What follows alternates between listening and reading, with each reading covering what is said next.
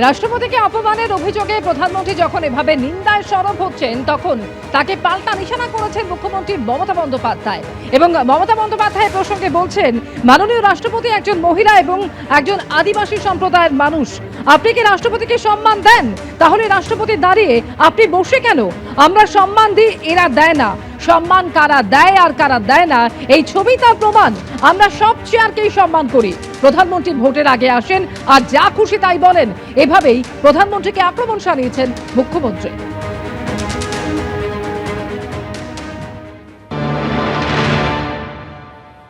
যারা বলছেন, বিশেষ করে মাননীয় প্রধানমন্ত্রীজি, এইটা আপনার জন্য। আপনি মাননীয় রাষ্ট্রপতি একজন মহিলা এবং ট্রাইবেল লিডার, তাকে সম্মান দেন? তাহলে বলুন কেন প্রধান রাষ্ট্রপতি দাঁড়িয়ে আছে এবং আপনি বসে আছেন? প্রত্যক্ষভাবে আপনাদের দেখিয়ে দিলাম আমরা কিন্তু আমাদের সম্মান দিই, কিন্তু এরা সম্মান দেয় না। ভালো করে ধরে থাকো, ব্যাস ঠিক আছে। সম্মান কারা দেয় আর কারা দিতে পারে না, এই ছবিটাই তার প্রমাণ করে দেবে। আমরা সম্মানীয় সব চেয়ারকেই সম্মান করি। আর প্রধানমন্ত্রী নির্বাচন আসলে ভোট পাখির মতো বাংলাকে আক্রমণ করেন আর যা তা বলেন। মিতালি বাগ তো ঠিক বলেছে, ভোটের আগে মনে পড়ে বাউরি, বাগদি, লোধা, সবর, মুন্ডা, সাঁওতালি, যে কোনো ভাষার কথা, মতুয়া, রাজবংশী, কামতাপুরী, হিন্দিভাষী, কারো কথা মনে পড়ে? মনে পড়ে না। রাজ্য প্রশাসন এবং মুখ্যমন্ত্রীর আচরণে ক্ষুব্ধ রাষ্ট্রপতি আর এবার রিপোর্ট তলব করেছে কেন্দ্র। আজ বিকেল 5টার মধ্যে রিপোর্ট দিতে বলা হয়েছিল। মুখ্য সচিবের কাছে জবাব তলব করেছে কেন্দ্রীয় স্বরাষ্ট্র সচিব। রাষ্ট্রপতির সফরে প্রোটোকল লঙ্ঘনের অভিযোগ কেন্দ্রের। প্রোটোকল, অনুষ্ঠানের স্থান, রাষ্ট্রপতির রুট এবং ব্যবস্থাপনা নিয়ে রিপোর্ট তলব করা হয় আজ বিকেল 5টার মধ্যে।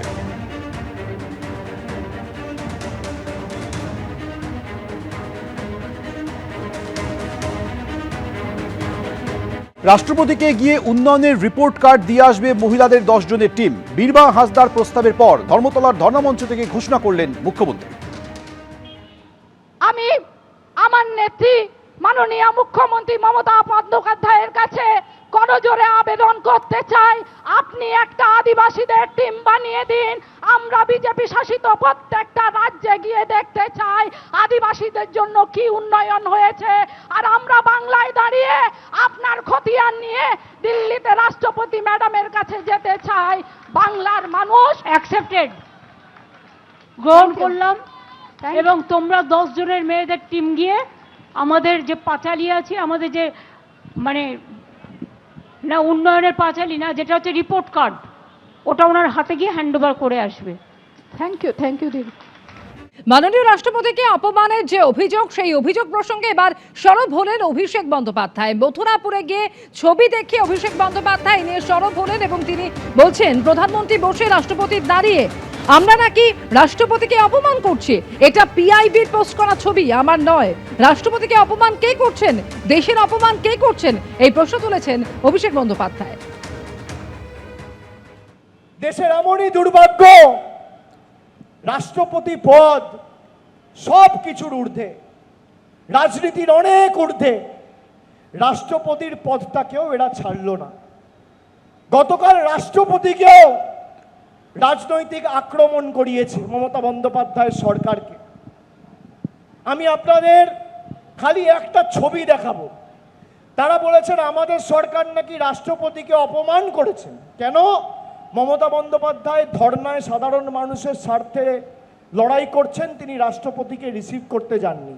এই ছবিটা চালাও তো, এই ছবিটা দেখুন তো, কে দাঁড়িয়ে আর কে বসে, কে দাঁড়িয়ে আর কে বসে। দেশের প্রধানমন্ত্রীকে, রাষ্ট্রপতিকে আপনি দেখুন, প্রধানমন্ত্রী বসে, রাষ্ট্রপতি দাঁড়িয়ে। আমরা নাকি রাষ্ট্রপতির অপমান করছি। দেখেছেন ছবিটা? সবাই দেখেছেন? কে দাঁড়িয়ে আপনারা বলবেন রাষ্ট্রপতি, আর আমি জিজ্ঞেস করবো কে বসে, বলবেন মোদি। তাই তো, ছবিতে তো তাই দেখাচ্ছে। এই ছবি তো পিআইবি পোস্ট করেছিল, আমার তৈরি করা ছবি না। কে দাঁড়িয়ে আর কে বসে? রাষ্ট্রপতির অপমান কে করছে? রাষ্ট্রপতির অপমান কে করছে? দেশের অপমান কে করছে? বাঙালির অপমান কে করছে? বাংলার অপমান কে করছে? বাংলার মানুষকে শাস্তি কে দিচ্ছে? আপনারা দেখুন, ছবি দেখালাম, যখন মণিপুরে প্রায় 3 বছর ধরে আগুন জ্বলেছে, একের পর এক জনজাতি মূলবাসীদের উপর অত্যাচার হয়েছে, রাষ্ট্রপতির থেকে আমরা কোনো কিছু শুনতে পাইনি। যখন রাম মন্দির উদ্ঘাটন হয়েছে, একজন তপশিলি সম্প্রদায়ের মহিলা, জনজাতি মহিলা বলে রাষ্ট্রপতিকে উদ্বোধনী অনুষ্ঠানে আমন্ত্রণ জানানো হয়নি। যখন দেশের নতুন পার্লামেন্ট উদ্বোধন হয়েছে, রাষ্ট্রপতিকে একটা আমন্ত্রণ পর্যন্ত জানানো হয়নি। এগুলো মানুষ ভুলে গেছে। এবিপি আনন্দ, এগিয়ে থাকে, এগিয়ে রাখে।